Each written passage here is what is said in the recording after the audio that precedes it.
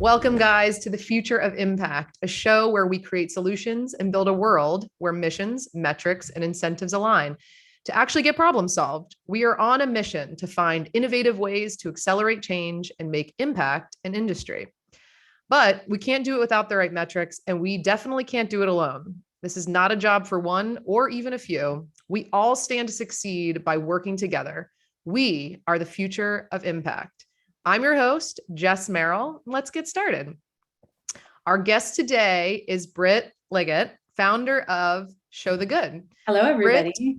Welcome. Brit founded Show the Good in 2013, and as the team's lead storyteller, her job is to keep her team centered on their clients' mission, goals, and impact.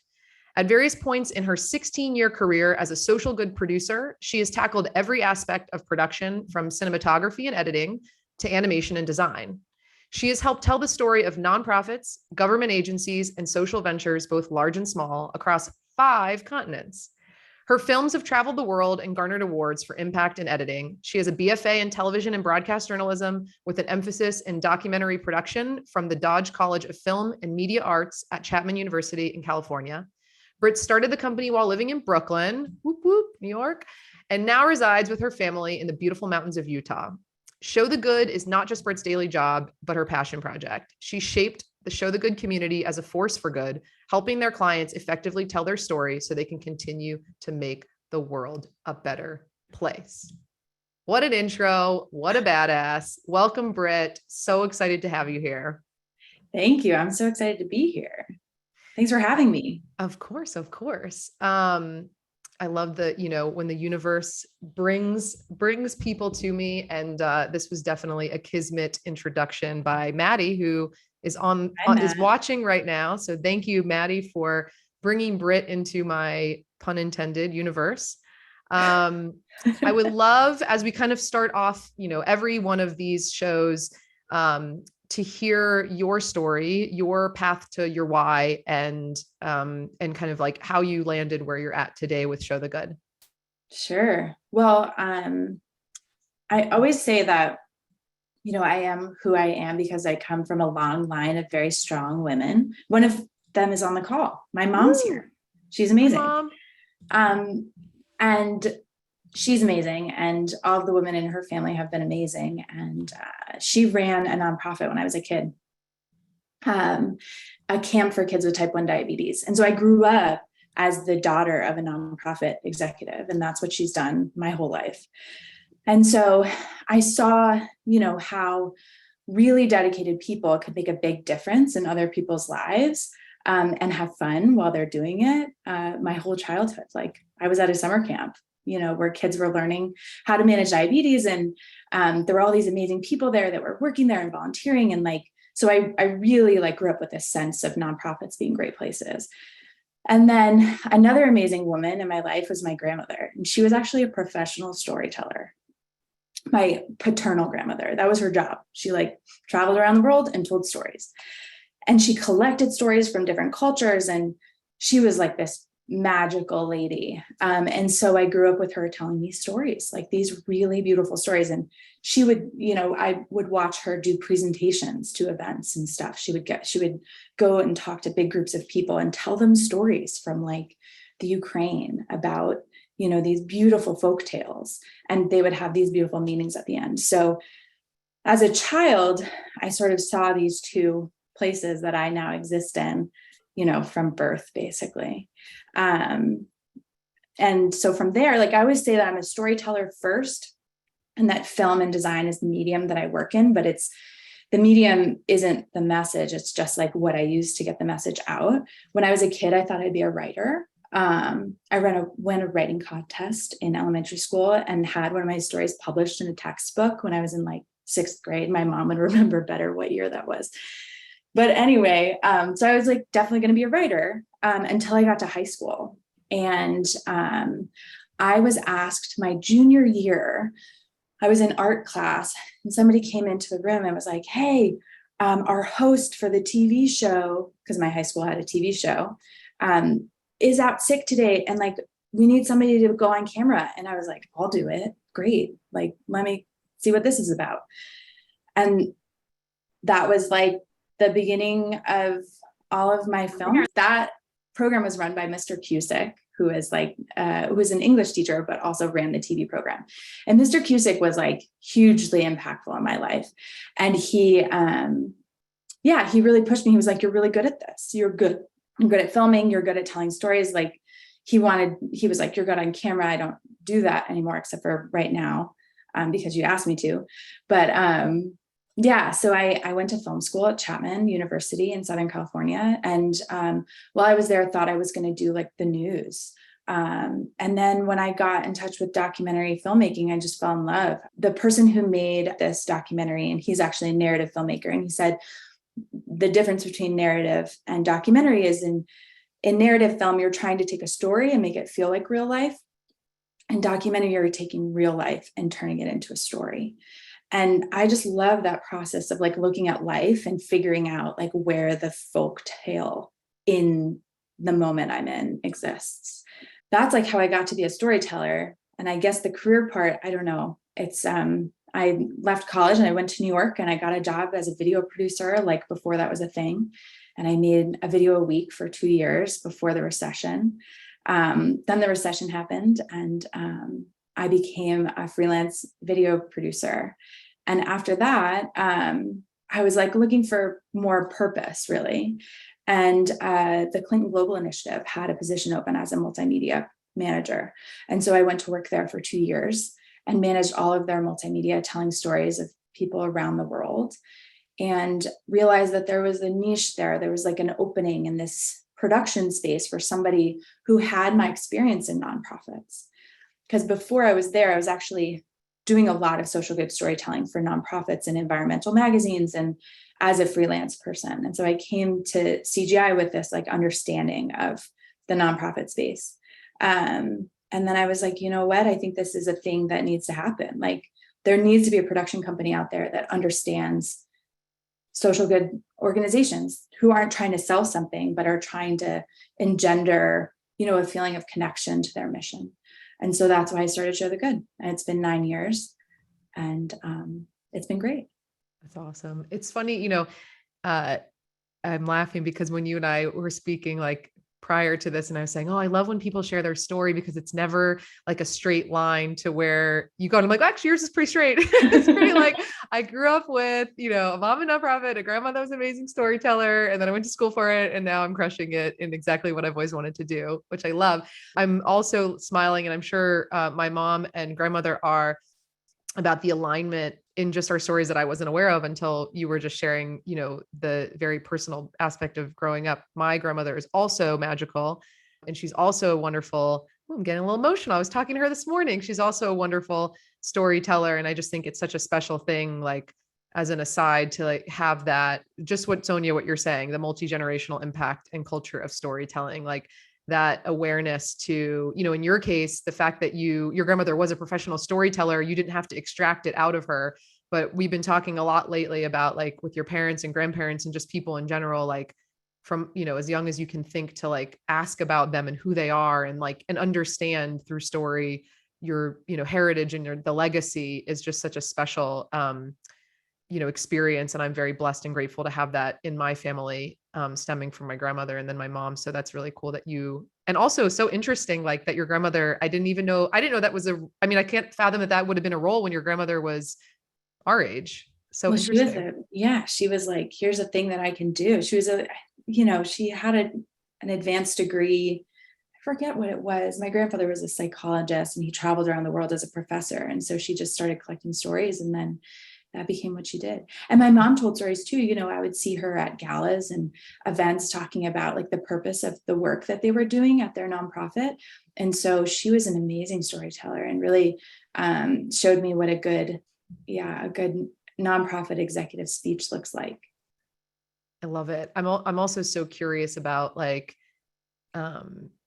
which we'll kind of get to this, but like the change from, or if any, of like when your mom was, an executive of a nonprofit to what you experience today with leaders of nonprofits and just how the industry has changed with the way the world has changed and the way the technology has changed and all of those things. I think, as far as like, I'm so excited to have you here today because storytelling is such a core of the human experience. And it's such a core to what our business does, in helping our clients share their stories and the data and the impact that they're making in the world in order to secure funding. I think that there's, going to be so many great nuggets that come out of this conversation, and some of them will be from a storytelling perspective, and some of them will be some really practical things that, that you'll share, I'm sure, along the way. But I would love to understand content, story, and marketing, and all these things are such multifaceted buckets as far as like how you execute them, how you strategize around them, how you measure them. I would love to kind of hear your view on the experience that you've had with clients and kind of in the work that you've done for measuring the impact of content, and why is measurement of content and marketing and all these things so historically challenging? Yeah. Well, I think that what I have learned is that when we approach a story, when someone comes to us and says, we need to tell a story, our first question is always, what is your goal? Not just with this one project, but like, what are the goals of your organization and how can this one project slip into that? And if we don't start there, we never succeed. Like we just have to start with that question. And it's interesting because often clients will come to us and say, oh, we have this event, we have this thing happening, and it's, there's going to be maybe a lot of funders there. We're opening a building or whatever. And they're like, we got to film it. And I always say, why? Like, why are we filming that? And what is the goal that you want with this project, with this resource that you're spending to make something? And often when someone comes to us and says, we have this thing we need to film, I would say like 60% of the time after we talk about what the goal is, we decide the thing isn't the thing we need to film. And for instance, like the opening of a building is a really good example. When you open a building and you cut the ribbon, it's a great moment. But then what you're seeing is a bunch of people who aren't actually going to use the building walking through the building. What you really want to see is like, if this is a school or an aftercare program for kids, or maybe it's a hospital, you want to see it in motion. Like, what does the real life of this building look like? And you will not get that the day that it opens. So I would say that first question of like, what is the goal? I often say like, why are we here? And why do you want a video? Or why do you want us to do a design project? And people are like, wait, what? And I'm like, no, we have to talk about that because that's what we have to work towards. And so we practice what I call goals-oriented storytelling. We always keep our eye on the prize. Like, what are we trying to do here? And I find like, if we don't do that, we can't measure anything. And because it's often not successful, we often don't have any success to measure if we didn't start with a goal first. And so I'll answer the last part of your question first, next. Marketing is hard to measure because, especially in what we do, there's no conversion. It's not like you make a video and then we put a buy now link at the end and someone clicks through and buys a razor. Like, that's not what we're doing. And often what we're doing is engendering a long-term feeling of joy in reflection of an organization. And I often say we make FOMO videos, which is people like watch the video and they're like, that's so amazing, I have to be part of it. Like, that's our goal. We want to make stuff that people are like, this is so cool, I need to be a part of it. And that's hard to measure because it's a long-term relationship we're building. And so we don't measure our impact in views, but we measure in kind of bigger picture ideas. And so I have a few examples I can share. Sometimes we'll have an organization that will come to us and want a mission video, and we'll often say things like, well, how else could you use this? And they'll say, well, we write grants, and often the grant needs a video too. They ask for a 2-minute video. So we say, well, let's make a 2-minute cut and have that grant video ready to go next to your 3-minute mission video. And then we've heard from so many of our clients that like that grant video got them a grant 2 years after we made the video for them.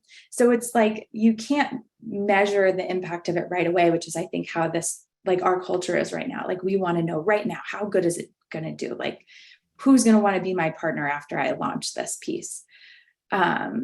but it's really more of like a long-term relationship building kind of storytelling, which I think is really important. And I think that media, especially in the space that we exist in, which is really online storytelling, though we do in-person like gala videos, it's really stratifying and going into two buckets. There's the like TikTok, Snapchat, like Instagram Reels kind of situation.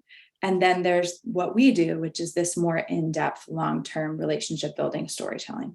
And we just decided a few years ago not to get into the quick, fast taste, like get the views, $5 donation situation.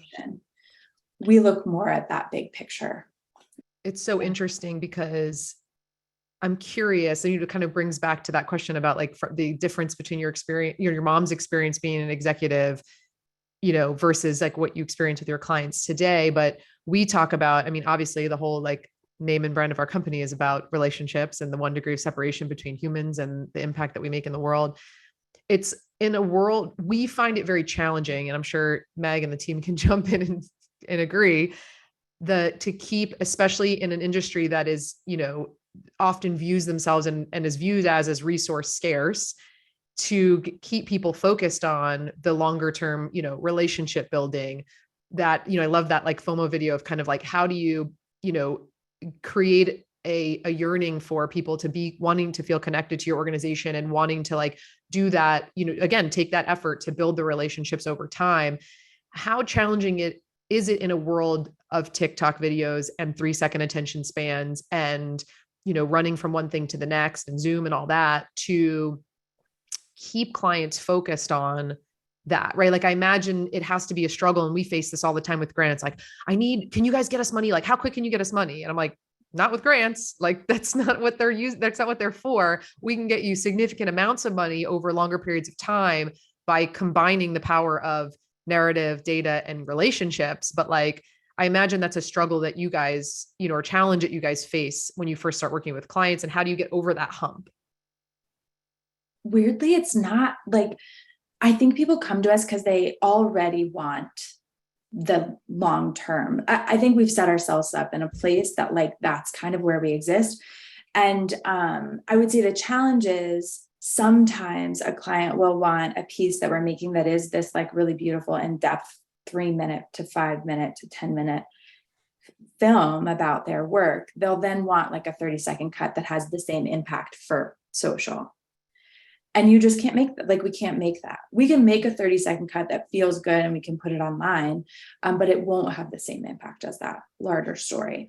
And so I actually think that's where the challenge lies with us, is they do come to us with the desire of having this like real sort of heavy piece.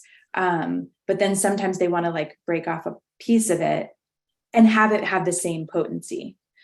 And I always say, like, we can break that piece off, fine, happy to. It will not feel the same or give you the same information as this longer piece. Is just impossible. And so I think that's like where that's where our challenge is often exists in talking to clients. And the other challenge I think for me is like, often a client will come to us and want us to create a piece that is for their gala or to like build partnerships or something like that. And then they'll ask, oh, like we want to do another project that like goes viral. And I'm like, why? Like why do you want that? Right. And when we explore that and explore what going viral means and what you need to do to go viral and all of that stuff, I think people start to realize that like that's also a big investment. And it may not garner the same kind of long-term relationship building that the work that we do does. So we often try to steer our clients away from attempting to gather often I think when people are working online, they think, oh, I want more followers, more views. What we try to focus people in on is getting to the right community in a really sincere and direct way, so that they're not diluting their impact and relationships by attempting to cast too wide of a net. Right. No, I love that. I was talking to, and actually one of our upcoming show guests, we were speaking yesterday, and she said, what we do is, where some organizations intentionally or unintentionally go, how did she say it? 100 miles 100 feet wide and 5 feet deep. We go 100 feet deep and 5 feet wide. Like we really, and I think that takes, this is what it made me think about when you were describing, when you were like, no, we don't have that problem, is like, it takes some level of confidence in what you're doing to say what you don't do, and to say no, and to say, to be really comfortable. Like, we know the lane that we're in, we know the work we do, we know how and why we're most impactful, and to stick to that. I know, like, from an entrepreneurial perspective, it's like the shiny object syndrome is real. And, it's like, oh, we could do this and we could do this. So I love that you're very like, you exude confidence in the thing that you guys are best at. I know you mentioned, that there was a point in time where you made that decision of like, should we do the TikTok thing? Or like, what was that? Like, what happened in that kind of moment? Or like, what was that experience like? Did you guys try doing it? Or like, how do you find the lane that you stay in and to stay focused without missing out on opportunities for like innovation or trying new things or finding like another place you could make big impact? Yeah, that's a really great question. Like, how do you make sure to stay innovative? And I think that really, well, the question was probably asked, I would say like 3 or 4 years ago, like, is this a thing that we're going to do? And to be honest with you, it's kind of selfish. Like, I like the in-depth documentary style storytelling. That's what I like to do.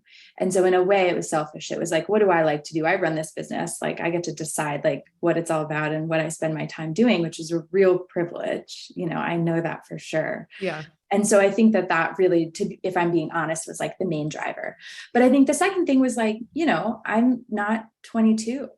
And I think that, there is something about me, like a mom of 2 who's like over 15 years into my career, like trying to be on TikTok. Like, it wasn't me. Right. And I appreciate, I think TikTok is like the coolest social media platform. I just think it's amazing, but I just knew it wasn't something that I could do without like completely reinventing myself.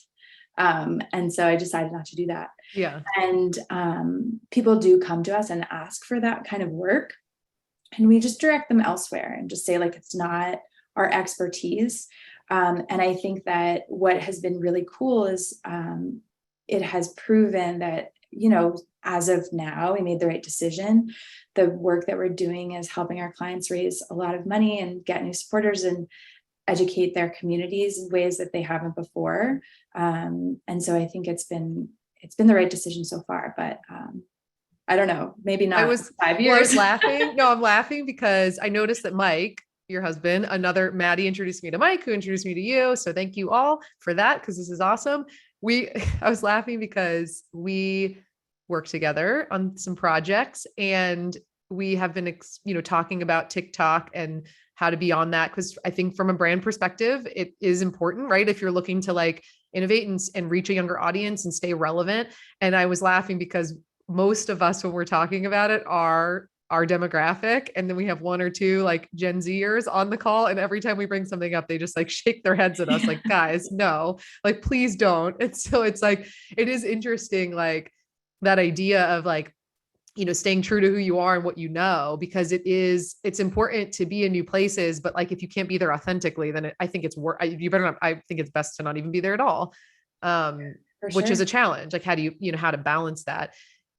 I would love, I think you have such a unique perspective on this. And I think this is such an important thing, the debunking of viral content, or kind of like what goes into that. I have found over the years that there is always an air of, oh, Vanessa says, I refuse to enter into the TikTok world. Don't get in there unless you're willing to lose hours of your life. I know. Talk to Melissa about it, Vanessa.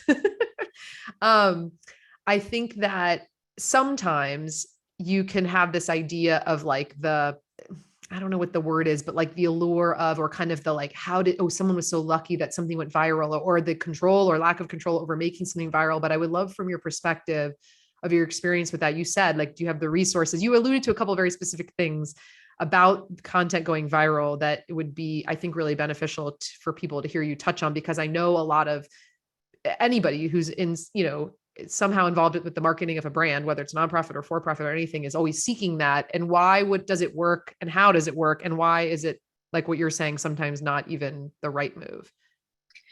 I think that there's a lot of noise online. And in order to break through the noise, you either have to be wildly lucky, like whoever took that picture of the dress that was maybe blue or maybe whatever, yellow or gold. Remember that dress? Yeah. Like, why did people care about that dress? This was years ago, but like, that was lucky. Somebody took this random picture and that went viral for no good reason. But there are other things that cost millions of dollars that went viral. A lot of things that we see online, there's been thousands of dollars put into, all the content that came before it in order to learn from all of those little pieces of content what the audience wanted, studying the metrics every single step of the way. And then all of a sudden you get lucky and you make something that works because you've crunched all these numbers. It's not like you just make one video, start a YouTube channel, put it out there, and you're going to have a billion views. Like, that happens to almost no one. That's like getting struck by lightning. I call it viral. or in Friends, like viral. That was a good Friends. If any big Friends fans around here, you'll get that. And the reason I say it is because I remember thinking, like, I used to work in advertising in New York and LA years ago, and you would see those like 30 under 30 or 40 under 40, or like, I always wanted to give a TED talk. And then I got asked to give a TEDx talk, and like, it was like such a horrible experience for me personally, because it was so different than what I saw, the facade of it in, on social media or kind of out in the world, that like, there's more times than not a lot of resources of time and money, and mostly money, that go into things going viral. And I think that knowing that, and then just picking and choosing, if you're already limited for resources, or if your intention is, and there's no benefit to reaching 1 million people, if you serve a community that's local to, a specific area of South Florida, and what is the need to reach, people in, North Dakota? Like, what's the need to go viral? I mean, certainly I imagine that you work with clients where their causes and the community that they touch is broad enough that reaching tens or hundreds of thousands or even millions of people would be valuable. But I really love that, that we're kind of honing in on this idea of like, and hopefully a shift in like humans, society and kind of a human behavior, that like technology just gave us this like instant gratification, obsession or just needing everything to happen like right away, that going back to, and I notice it, I think after everything the past 2.5 years, people are yearning so much for like deep connection and for things to be more than just this like quick, like comment on someone's social post or send a text. So I think this has been like a really interesting conversation that I think will be very valuable in general, but especially for people who, are in charge of the content strategy for a brand or an organization. Yeah, I always say to people, like, it goes back to what I said before, like, what's your goal? People are like, we need an Instagram. And I'm like, okay, well, who are your supporters? Who's following you? And if it's like 50 to 70-year-olds, you don't need an Instagram, you need Facebook. If it's like 20 to 40-year-olds, yeah, sure, let's use Instagram. But what can you really tell them? Like, how can you envision this project and think of it as a project of your organization in a way that you're spending money on it because somebody's going to have to manage it? So that's money, that your money is effective. And I think actually the people that that I find personally use their social media in the most effective way, I'm talking about small nonprofits. In small nonprofits, it's information sharing, like need to know information about your organization, and personal stories. Like, if you need volunteers, make a little campaign with a picture of each of your volunteers, write a little blurb under it about why they like volunteering, and then give information about how to become a volunteer. But that doesn't need to go to the whole world, because if you're in Pennsylvania, if you're in Philadelphia, then it needs to go to Philadelphia. You can't get, like, if you need someone to serve at your food pantry, if they're in Stockton, California, that doesn't help you. So I think it's about really thinking about social media, not just like, oh, we got to get on it because everybody's on it, and we got to do this because everybody's doing it. We have to post every day because we have to be viral and get more followers. It's like, wait, let's actually think about this as like an effective program of your organization. How much money do you have put into it, and how can you get the most out of that? What's the most effective use of this storytelling medium? And I think that when organizations are able to do that, and like you said, like stay in a lane, and just be like, okay, no, we don't do that on our social media, we actually just do this, they're less stressed about it. And it becomes one of the tools of communication they have between themselves and their community, however big the community is. I love that. And it makes me think of, I think that oftentimes, like we call it, like, working in the business versus working on the business, and like that, taking that step back, that feels sometimes like you're not like doing enough with your hands. If you're kind of like sitting and you're not in front of your computer and maybe you have just a blank piece of paper. I would love to understand your process, and from the perspective of like, obviously, if people can have the opportunity to work with you and your team, that's amazing. But like anybody who's listening, who feels like overwhelmed by the idea of like, if they could just start doing something today, what is like a practical process to kind of get to that, like start with, starting with the goal and all of that to kind of map things out. And then also like, does it require like a bunch of professional equipment and like all these people, or like, how would somebody who's just like wants to kind of start, but be impactful with their resources, like what would you advise them to do? Yeah, it's a question that I often get asked, and I often say, like, if you want to like chat with me, and I'll just tell you, like, I'll give you some ideas. And I think that the biggest mistake that most people make is that they think, oh, we got it, like, we're going to make this flashy video and it's going to be amazing and it's going to have all this stuff in it, and like it's going to have fancy editing and like, what we do. And I always say, like, well, we've spent decades like practicing this work, and you can make something effective without doing that. And you trying to do that is going to take so much time and resources away from you running your organization. The most important thing for you to do is like do something efficiently and effectively. And so I go back to the beginning, like, what's your goal? Like, you want to get into it. Why? Like, why are you sitting here wondering whether you can make a video? And I think when you ask yourself that question, you can start to hone in on what the story is that you want to tell. And stories can be told in so many different ways. People often come to us and say, I want a video. And we come out of it and we say, actually, you don't need a video. You need a suite of infographics, or you need a social media series of, little portraits of people with stories underneath them. It's not always, the video is not always the answer. So I would say, like, again, the medium isn't the message is the message, right? Yeah. So figure out what your goal is and sort of let go of the idea that you need a video or, something like that. And then we always ask the same questions when we go into every project. We ask a series of 6 questions. The first is, why are we here? Which I've already talked about. But then you need to think about how you want people to feel and what you want them to know when they're done watching the piece. And so that can start helping you understand, like, okay, so say it is a food pantry. Maybe you want more volunteers and you do have 100 people on social media. For a fact, 30 of them used to volunteer, but they don't anymore, but you could reach them this way. Well, how do you get them in to volunteer? Well, maybe you make a little series of graphics over, on Canva, which, by the way, is the most amazing tool for small nonprofits. Oh my Lord, it's amazing. It's for everybody. I use it for everything. Right? It's like so amazing. Every small nonprofit, every medium nonprofit should have Canva. Like, it's just a great resource. So maybe you make a series of 5 graphics and say, like, over the course of 2 weeks, you're going to put out these graphics and say, a story about why you need volunteers. We're increasing, the number of people showing up at our pantry is increasing. We need more volunteers. We currently aren't able to serve on this day because we don't have people to come. Like, will you come and volunteer? Here's a quick and easy way to sign up. Or maybe it's that you take your iPhone, which is like an amazing tool. Again, like, I talk to young people all the time and I would say, like, you are a filmmaker. This is a filmmaking tool. Hold your camera this way, if you're going to go on stories, and film a video of one of your volunteers saying, like, I love being here. It means a lot to me.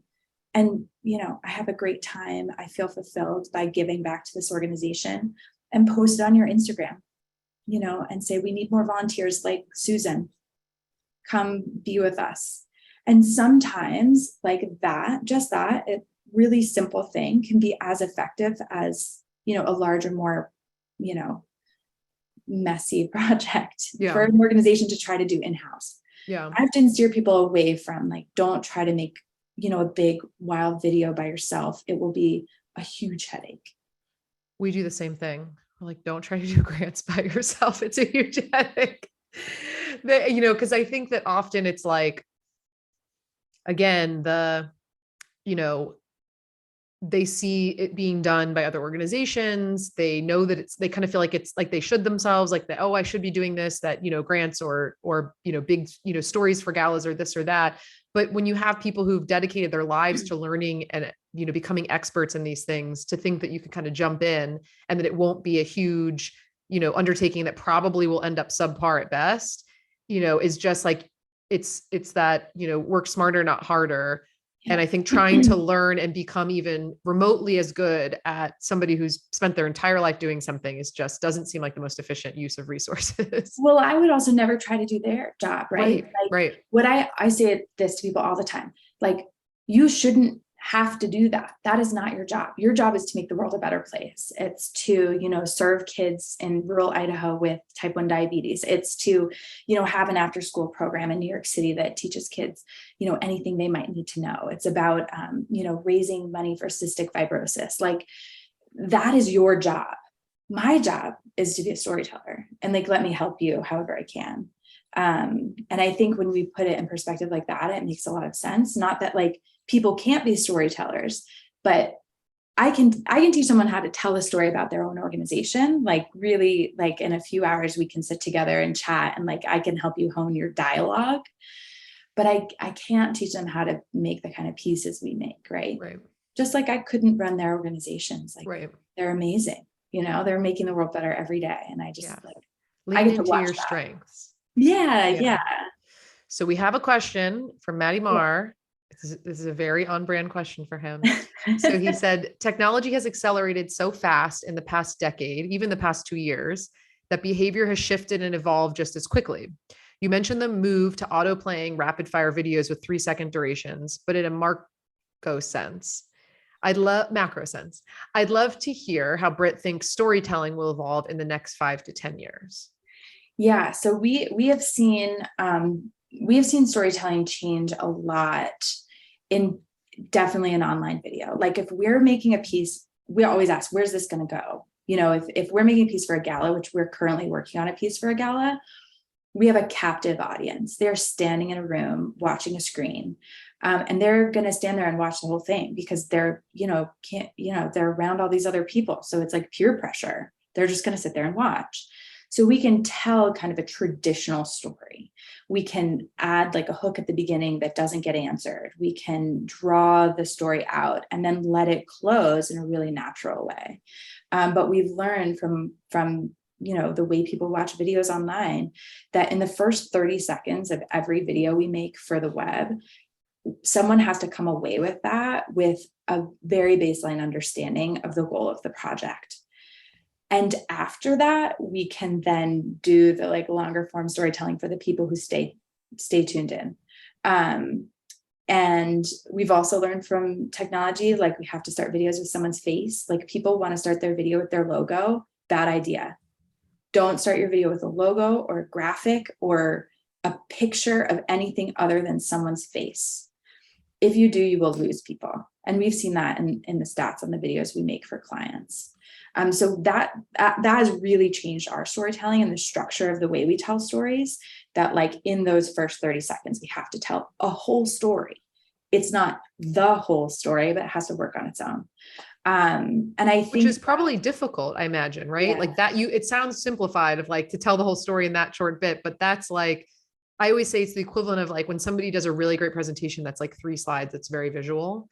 And then you think like, well, they only made 3 slides. Like, it'd just be so easy. And then you go to make a 3-slide presentation and it's like the hardest thing ever, because it probably took 100 slides of content and ideas and thinking and all of that. So like that piece right there, is that when you were talking about the 6 steps before, mm-hmm. is that like kind of the output? Like, could you say like the output of those 6 steps kind of would give you that nugget that you could use in the beginning?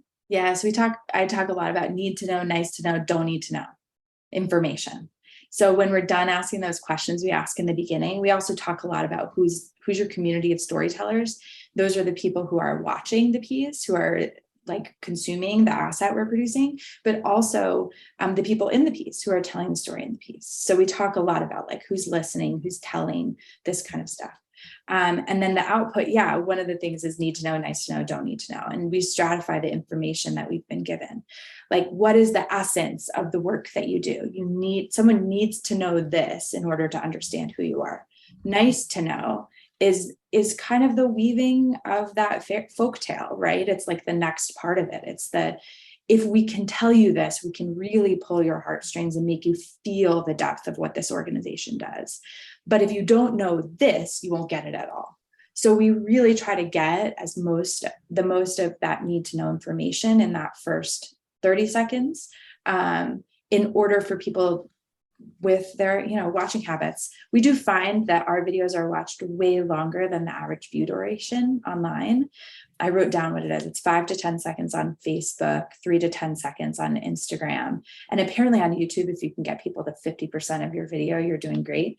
We like usually make it well past those. But if you think about, that's why I said like somebody's face, if you don't connect with the video, you're going in 3 seconds, you're gone. Yeah. And so, yeah, I think it is hard, and I don't know that I can exactly explain how a story gets like concocted from there. It's a little bit of like, I don't know, sorcery. I'm not sure. I like it. I like that. Cody asks, although all of your stories are powerful, what is one story you've produced that has stuck with you over the years more than others? Oh, wow. I often say I'm a really great dinner party guest because every time we work with a new client, I have like a new like mini master's degree in some new topic of conversation. I think I'll talk about the project that changed me the most as a person. So I worked with the Department of Youth and Community Development in New York City, specifically on this dance, step, and service program called Step It Up NYC.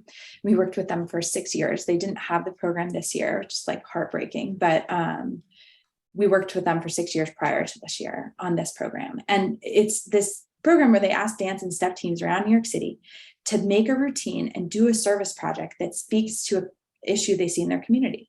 So like, what's something you want to solve in your community? Make a routine, do a service project, like tackle this issue. And these are young people, like they're 12 to 19-year-olds. And so we got to work with them telling the story of the service for 6 years. And I have to say, these young people completely changed my life. Like they are creative and driven and like wildly innovative in ways that I could never be. And they've really helped me appreciate, like, I'm Miss Brit, like, you just be you, Miss Brit, like, just you do you. And like, we're going to solve these issues in our communities that we see because we believe we can. And I'm just so in awe of all of them. They're just such incredible young people. And I've worked with thousands of them through the program, and they're amazing dancers too. So that was super fun, like to watch the dance. And did you pick up any sweet dance moves? I tried not to dance in front of them because they're so amazing. But yeah, it was fun to edit because of that. But they really changed my perspective on like even just how you can use social media as a force for good, which they all did in their projects. They all garnered the power of their social networks in ways that, were really creative that I never would have thought of. That's awesome. I love that.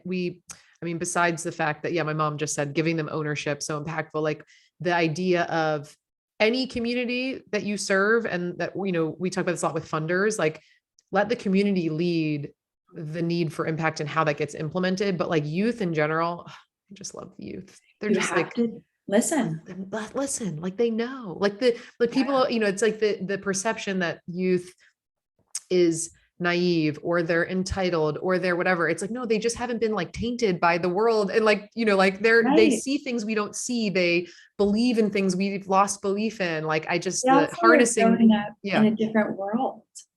And so I think you have to appreciate that their world is so different than ours. Yeah. And that isn't necessarily a negative. It can be a huge positive. Yeah. I love it.